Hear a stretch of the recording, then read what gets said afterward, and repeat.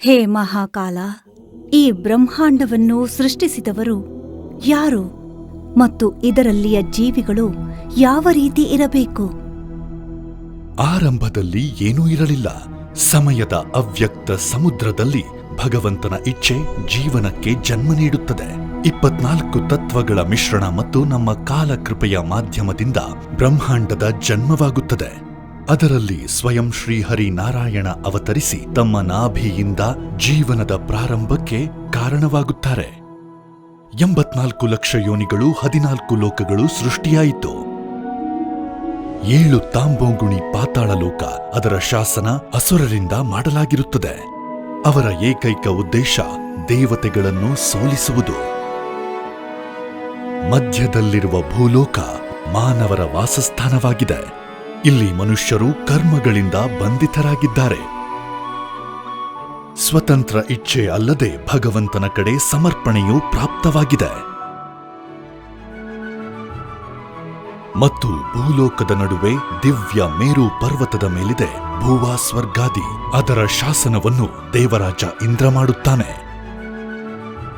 ಮೇಲೆ 33 ಕೋಟಿ ದೇವತೆಗಳು, ನಕ್ಷತ್ರ ಮಂಡಲಗಳು ಮತ್ತು ದಿವ್ಯ ಋಷಿಗಳ ಸ್ಥಾನವಿದೆ. ಈ ಎಲ್ಲ ಸಾತ್ವಿಕಗಳ ಸೃಷ್ಟಿಕರ್ತ ಪರಮಪಿತ ಬ್ರಹ್ಮದೇವ. ಅವನು ಮೊದಲು 4 ಕುಮಾರರನ್ನು ಸೃಷ್ಟಿಸುತ್ತಾನೆ. ಅವರು ಬ್ರಹ್ಮಾಂಡವನ್ನು ದಾಟಿ ಶಾಶ್ವತ ತತ್ವವನ್ನು ತಿಳಿದುಕೊಳ್ಳಲು ಭಗವಂತ ವಿಷ್ಣುವನ್ನು ಕಾಣಲು ವೈಕುಂಠಕ್ಕೆ ಹೋದರು. ದ್ವಾರ ತೆರೆಯುತ್ತಿದ್ದಂತೆ 4 ಕುಮಾರರು ಶಾಶ್ವತ ಸುಂದರ ವೈಕುಂಠ ನಗರಿಯನ್ನ ದರ್ಶಿಸಿದರು. ಇದೊಂದು ಶುದ್ಧ ಭಕ್ತಿಯ ಕ್ಷೇತ್ರ. ಇಲ್ಲಿಯ ನಿವಾಸಿಗಳು ಭಗವಂತನ ಸೇವೆಯಲ್ಲಿ ಲೀನರಾಗಿ ಶಾಂತಿ ಮತ್ತು ಆಧ್ಯಾತ್ಮಿಕ ಆನಂದದಿಂದ ಸಂಪೂರ್ಣರಾಗಿದ್ದಾರೆ. ಅವರು 7ನೇ ದ್ವಾರದ ಬಳಿ ಹೋಗುತ್ತಿದ್ದಂತೆ ಅವರಿಗೆ ಎದುರಾಗಿದ್ದು ದ್ವಾರಪಾಲಕರಾದ ಜಯ ಮತ್ತು ವಿಜಯರು. ದ್ವಾರಪಾಲಕರು ಇವರನ್ನು ಸಾಧಾರಣ ಬಾಲಕರೆಂದುಕೊಂಡು ಅವರನ್ನು ಒಳಗೆ ಹೋಗದಂತೆ ತಡೆದರು. ಜಯ ವಿಜಯರ ಅಜ್ಞಾನದ ಕಾರಣದಿಂದ 4 ಕುಮಾರರು ಅಪಮಾನಕ್ಕೊಳಗಾಗಿ ಕ್ರೋಧಿತರಾದರು.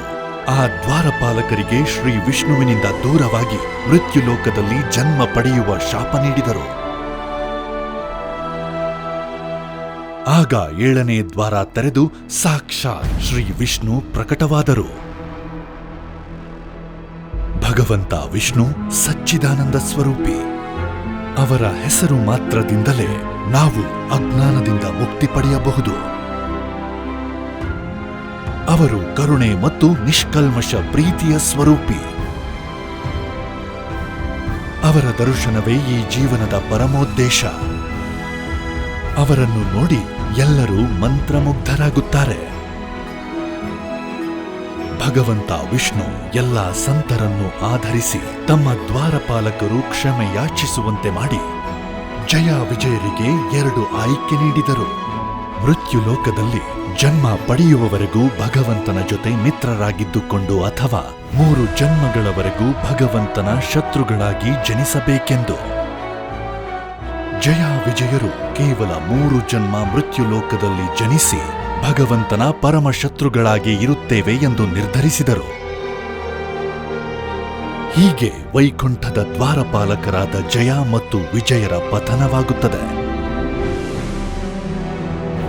ಮುಂದೊಂದು ದಿನ ಭಗವಂತ ವಿಷ್ಣುವನ್ನ ಭೇಟಿ ಮಾಡುತ್ತೇವೆ ಎಂಬುದು ಅವರ ನಂಬಿಕೆಯಾಗಿತ್ತು.